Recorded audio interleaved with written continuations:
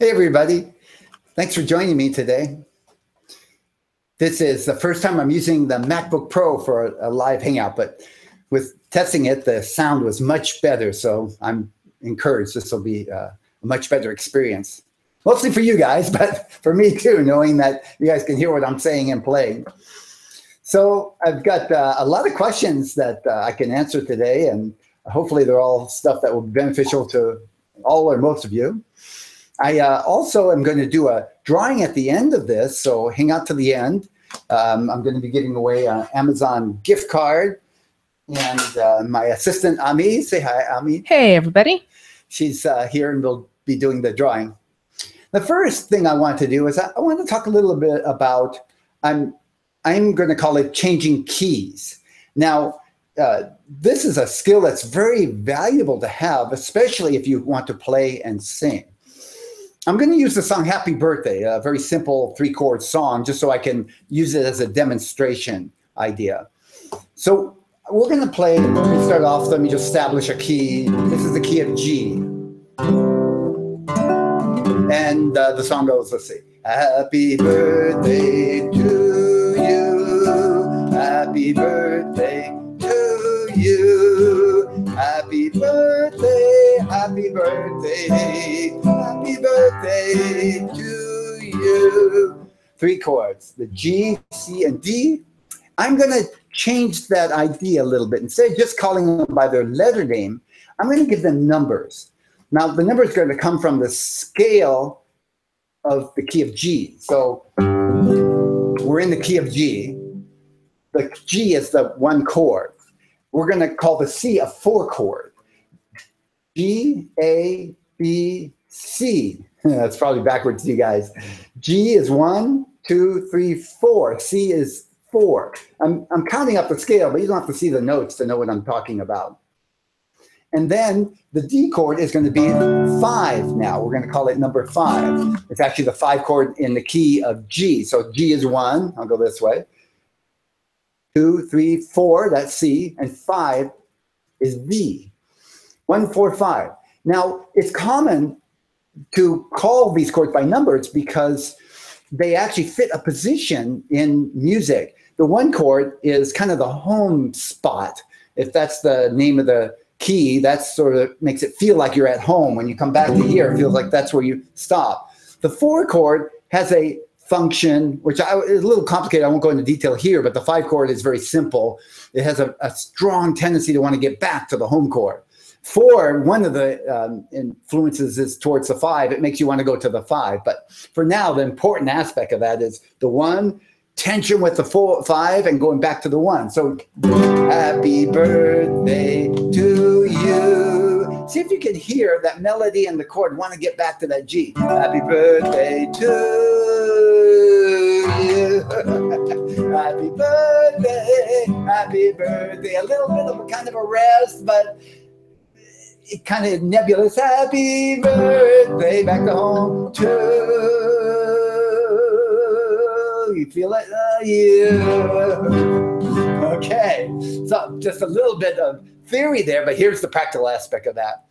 An easy way to change keys on simple songs like that is just memorize, maybe a handful of keys for guitar that are popular, and then you just, when you go to another key, you just fit into 1, 4, 5. Here's an example. I want to change this G to the key of A. I want to raise it up a little bit. A is a step higher. G, sharp, A. There's an A chord.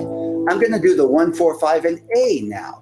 Happy birthday to you. E is the 5 chord. Happy birthday, back to the 1.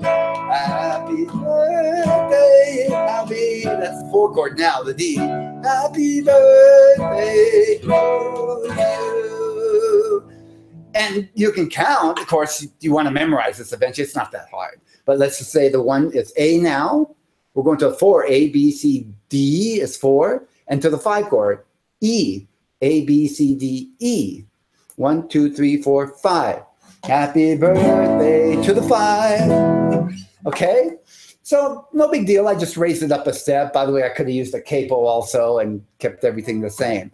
But what about if you want to change the key quite a bit? Let's say, 4 or 5 notes up. A lot of that has to do if you're singing a song that might be good in a male voice might be very different for a female. Really need a whole different key to sing easily. So let's change this to key of C. That's quite a change. G, A, B. I'm just going to scale and half step C. C. That's now the new 1 chord. 1 for C. 2, 3, 4. 1, 2, 3, 4. That's an F chord. C, D, E, F. Yes, the famous F chord. And then G is now the 5 chord. C, D, E, F, G. 5. So C. See what it sounds like. I'll go down because I know this is going to be too high if I just keep going up. So I'll kind of go the octave down. Happy birthday to the 5 chord. Happy. If I went up, it'd sound like this. Happy birthday to you. Happy.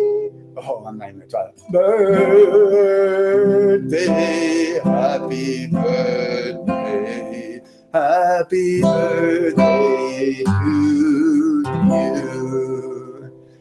So another one, let's go to E, just to give you a little rounded experience here. Key of E. E is 1. 1, 2, 3, 4. E, F, G, A is going to be the 4 chord. And A to B is the 5 chord. Now, here's a little trick. B is not easy on guitar for most people, starting out anyway. I'm going to change it to B7, which is easier chord. But know that you can almost always, when you get to this 5 chord, you can almost always change it to a 7th version of that. So B, B7, A, A7, E, E7.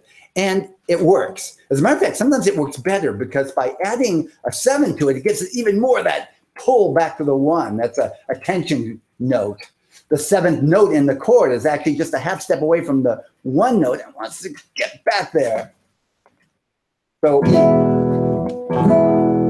Happy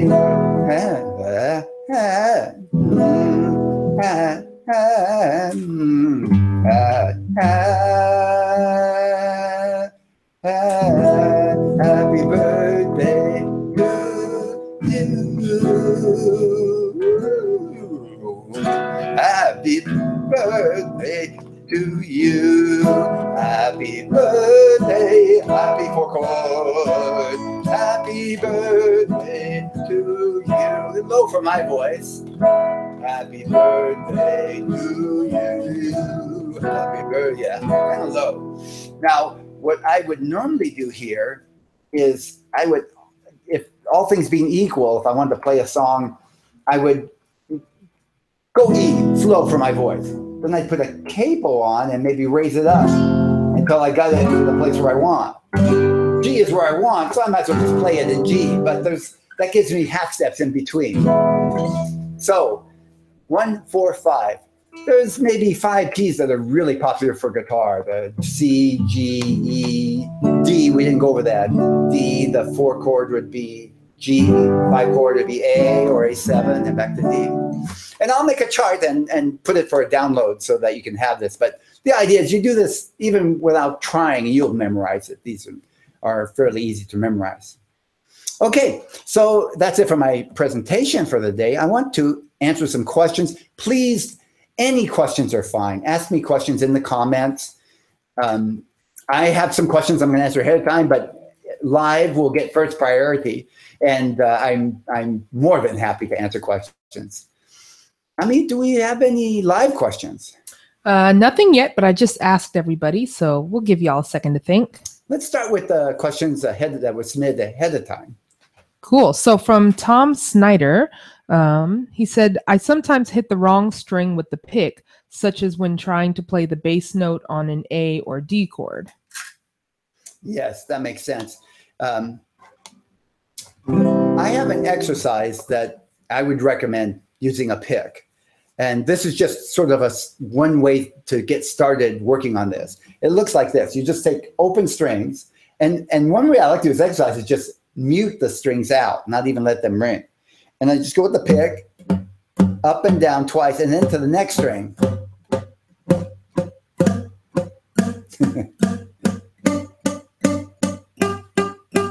Now what you're practicing here is accurately getting to the next string without fumbling between strings.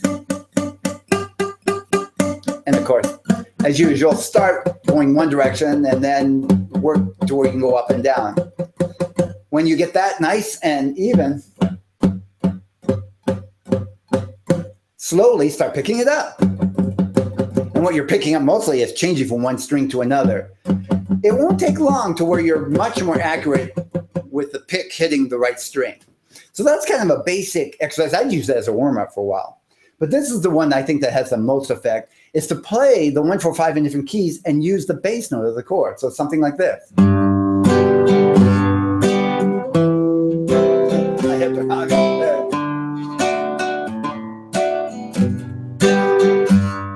Matter of fact, in the practice plan this month, I included an exercise with the bass note and then the alternate bass note, which is the fifth of the chord. That's the fifth note. So in the key in G chords, G, A, B, C, the D note, the 5. Listen, this is the 5. That's the 5. 1, 5.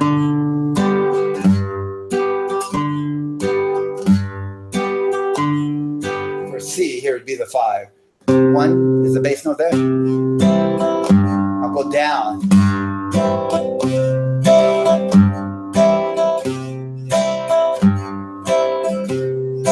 And practice that in one key, and then when that gets 80% like you can do it, go to another key and keep challenging yourself. You'll find after a while, you'll be able to play the bass notes quickly with all the chords, but you'll also be training your ear to hear the 1, 4, 5 and all the keys all at the same time. It's just a nice way to organize your practice as well as train your ear. What's the next question? Well, we actually have a live question from S. Mitchell Snyder saying, I keep hearing different opinions as to using the pinky as an anchor when picking. What are the main disadvantages of doing this? That's a good one, because I've gone back and forth. So my pinky is, I cut the tendon years ago.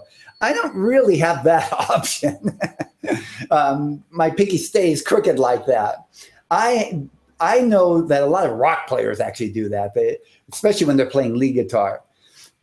When I was younger, I was really strongly opposed to that, because I was trained to, in classical guitar, never rest your hand. It limits your motion. When you got your hand there, if you want to make a big jump, you're either going to have to move and then you're sort of taking off the anchor that you're used to.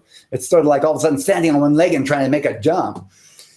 But I've softened my opinion on that. I think depending on your style of playing and what works for you, if putting the pinky down helps you to be more accurate, I would say it might be a fair compromise to lose some of the flexibility to easily go up and down the strings. And the advantage, of course, having the pinky there is it gives you a very clear sense of how far you need to go. You can feel the motion. I've seen some great guitar players who play lead guitar, and they have their pinky anchored here. I can use my third finger. I can't really do that kind of thing very well with my hand. Yeah, I have to take it off the strum, so I'm not sure how that would work. Hope that helps. And it is one of those things, there is no absolute right or wrong. I don't think so. And anybody said so, they're probably being a little too dogmatic. Thank you, Sherry. All right. The next one we have is from Shirley Brine saying, I don't make time to practice like I used to. Maybe it's because nothing new in songs is catching my attention. Nothing new. So, of course, practice is an issue for everybody. Nobody just has unlimited amounts of time. And even if you did, you'd find ways to fill it. And at least that's how it is for me. I will say this. It is human nature to want to keep looking outside for some stimulus, like something that's interesting or exciting that kind of provides this motivation for you to do something to practice. But it's very unlikely you'll be able to make a significant progress on any task, especially playing guitar, but anything that's somewhat complex, if you depend on that.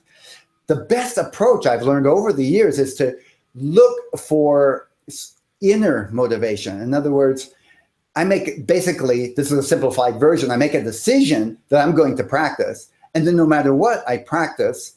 And sometimes I get inspired in the process of practicing. Sometimes I get through it and rain or shine, I still get a little bit better on the guitar. I know it's tempting to be looking for the right song or the right teacher or the right technique or the right lesson. But I can tell you from experience, not a little bit, it's a dead end. It's really much more effective to just make time to practice, even if it's just 15 minutes a day, and then find stuff to practice during that time. Wish there was a quick fix. If I ever come up with the right pill, I'm sure I'll make a lot of money and I can just retire. All right. Sherry has another question who's live. They're asking, do you think playing along with recordings is a good way to practice? I do. And one of the main benefits of playing along and recording is you have to keep up, and that's going to develop your timing. Guitar players, unfortunately, play a lot by themselves like piano players do. And you tend to get wobbly on your timing because you have no reference. You can't really tell after a while if you're making little subtle changes and slowing down, speeding up. I would say this, don't make it your only practice. Make time to just focus on exercises where you can really listen and get the technique right. Make time to play along with backing tracks, which leave out part of the music so you can clearly hear your part without always being restricted to trying to get back to the part that somebody else is playing. You'll never be able to really improvise or play fluidly if you're always trying to fit into somebody else, another piece of music. One of the downsides, of course, is when you play with somebody else, I mean a live recording or playing along with a song, is that you can't really always tell exactly if you're making a mistake or if you're playing the right technique, because there's always some other music there. Also, you get dependent on the other song, and then when you go to try to play by yourself, it gets harder. So you balance that. You balance that with playing just by yourself. Playing with a metronome, that's kind of in between. You got a timer, but you don't have all the other music. Don't always play with the metronome. You need to be able to develop your own inner timing as well. Really good to play with other people, because there's lots of other cues that you get from both seeing and working with someone who's not exactly playing the same every time. Yeah. Good question. Thanks. Sherry has one more. Says, here's one more for you. Last time you said that you weren't sure Amazing Grace went over that well, although I loved it. Did some people find it too hard, too easy, or what? I think we're talking about the finger picking version. And my memory, and I won't pretend I remember it all that well, was that the finger picking version was a little hard for a lot of the students. And I'm finding right now that a lot of students find the finger picking, at least the stuff that I want to teach often, is a little complex. I'm not going to give up on that, because people are going to get better and new students will come on board as well. So I'm going to balance that with more simplistic stuff. But I really like finger picking, and I really want to teach more finger picking style. Cool. All right. We have another one from Michelle Cobb. I have trouble with bar chords. For instance, in a song with a chord progression of C, A minor, G, F, the C, A minor, and G all resonate beautifully, flowing one into the other. But even when I form the F chord seemingly correctly, it's muted and doesn't resonate, making it sound choppy. I'm a worship leader, and sometimes I can change the chord, like make it an A minor or A minor 7, and it's fine. But sometimes I need the F sound. Good point. I think sometimes you need the F sound. If playing in the key of C, you're going to encounter the F very often. And of course, there's like several versions. You can play this partial bar and the full bar. There's just no way out, I think. And I get people every once in a while to say, well, I decide I'm going to play without bar chords. I'll just figure a way around them. I don't know. I don't really think that's the way to go. I get that they're hard, and I get it's frustrating. But I think one of the downsides of not practicing regularly, but always, even if you play a lot but don't practice, it's hard to break something down and work on little things that really keep bugging you. You can't stop in the middle of a workshop or jamming with other people and say, oh, let me practice for 10 minutes on that F chord. I think the way to handle that is to spend 10 minutes a day for 2, 3, 4 weeks and work on bar chords. I'm not crazy about the partial F because I don't think it's that much easier than a full bar F. But maybe it is for some people. That partial bar, the full bar, I recommend a system of basically first just working on the bar for a while, even if you only got 5 frets, just getting to where you can get the chord, the notes to sound. Then work on the E without the first finger, and then add the 2 together. There's your F. I would practice other bar chords, but if you're only using the F once in a while, it's going to be hard to get good at it. I practice an exercise with bars a little bit every day until they sound decent. And they don't have to sound perfect. Get them, 70, 80%, and then use them as often as you can in songs that you're playing so that you don't get rusty. Yeah, cool. That's what I know about that. All right. We have one from Ron Wilson. He said, I have tried several strums. Now I feel they are all running together. Should I just stick with one strum and master it before I'm going on to another? Short answer is kind of. I'd say stick with one simple strum and get it not mastered, but, almost there. Get it 70, 80% in time and practice it with the metronome, practice without metronome, practice it with songs, and then start adding to it little by little. Here's a good progression. Start with a basic down up strum.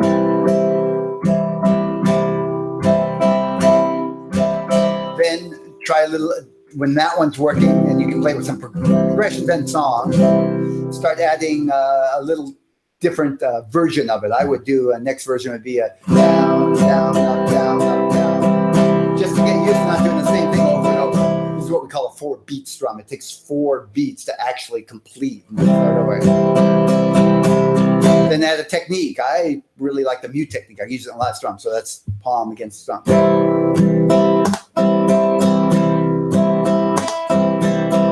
Then maybe next step, add the break.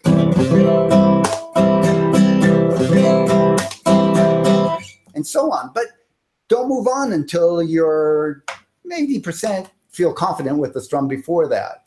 And practice it with a metronome and some timing device, because one of the problems I notice a lot of people have is they can play the strum by itself. Then when they put it in the song, they can't quite work out the timing of that strum and the song together.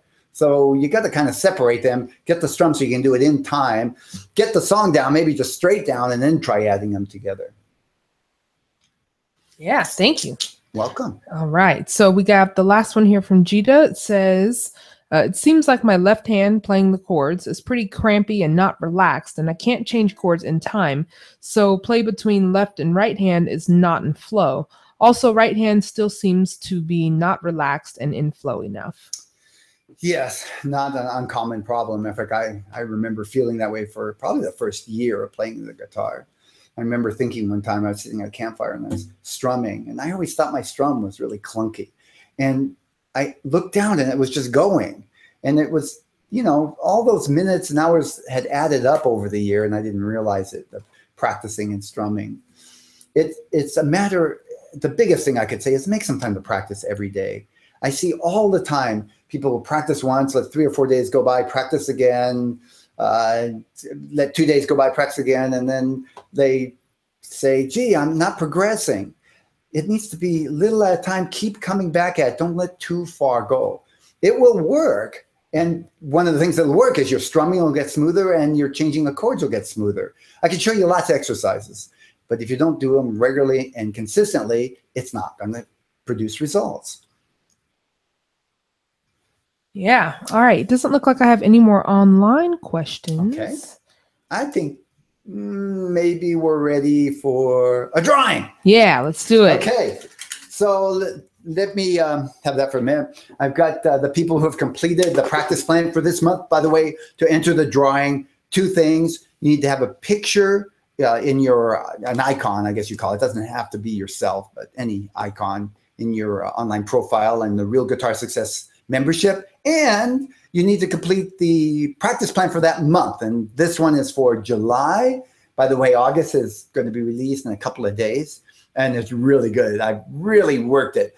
I changed up a little bit. Instead of just I had a plan I wasn't really telling people about before, but I've really tightened it up. So now on Monday, you're going to get a warm-up exercise. And then each day of the week, you're getting an exercise. I think it's on Thursday, a fingerstyle exercise. On Friday, I'm doing something that involves some theory I call practical theory, because I'm giving you a chance to play something and explain how it works and use your ears to hear what I'm talking about. And then each week I'll start to cycle over. I'm hoping that you'll practice that warm-up throughout that week. So by the end of the week, you'll see some progress on the warm-up, and you'll be also getting new things to practice. Then at the end of the month, I'll pick a new theme, but I'm constantly looking at what I did the months before and kind of building on them. So for example, I'm including scales as warm-up, but I'm not giving the same scale every month. I'm using the scale and the next scale that I want students to learn the following month. But I'll take the scale from the previous month and start adding new ways of playing it, more intricate ways of playing it. So there's a constant process going on, and I'm tracking what I'm teaching each month. So this is an actual lesson that you're using to practice each day. So this are people that have completed the plan for July, and Ami is going to pick one to win this cool Amazon gift card. All right, let's see. I wish it was me. If I don't get a box from Amazon a day, I consider something's wrong. And the winner is Jack Lockhart. Jack, you are going to get this cool, slick Amazon gift card. You can either use it on Amazon, buy something, or you can put it on your wall as a trophy. Actually, you can probably do both, because I think it has a number and you still get to keep the card. Okay, so I'll be getting this off to you. I'll make sure I have your address so I can mail it to you. It's a physical card. Thank you all for joining me, and thanks for the questions. Any others? Yeah, one more actually. Cool. Sherry had one more question. She said, Sherry. I see a lot of variation as to how wide people strum, movement of their arm. I know this would be a function of volume you are looking for, but other considerations? Part of it is bad habit, and I've been there. So it depends on what you're doing. Don't get too hung up on this. If you want louder, you strum wider because you get more fours. If you want softer, you generally strum like this, and of course release tension on the strings. But in general, I would recommend practicing, if your strum is all over the place, practicing, try to not go too far here and here, and just try to use more force to get louder. Because when you start getting the more intricate things like hitting bass notes and all, this habit of making too far wide makes it too hard to get back in time to do the next bass run or the next bass note. So in the beginning, it's a habit you can get away with that kind of catches up to you later as you get more advanced. Again, not something to put all your attention on, but I encourage you to think about that as you're practicing. And occasionally, if you see that you need some correction, just spend a week doing a warm-up that will, really paying attention. Say that week I'm going to focus on not going more than 2 inches this way and 2 inches this way, but adjusting my volume by just hitting harder or softer. Good question. Obviously, from somebody that's been playing a little bit, it's not something a brand new beginner usually thinks about. That's it. Great. Thank you all for joining me. It's been a pleasure. I'll have some new great stuff for the next live training. It'll be the first Thursday of next month. I don't know what that date is yet, but I'll post it pretty quick. You can find the first Thursday of the month, and it'll be the same time. Please send me questions ahead of time. I love to kind of plan out and even think about how I'm going to answer them. And also, I'll adjust the material I present based on if enough people are requesting certain things, or I'll see what people really need. I will see you live next month, and in between, off to practice. Take care.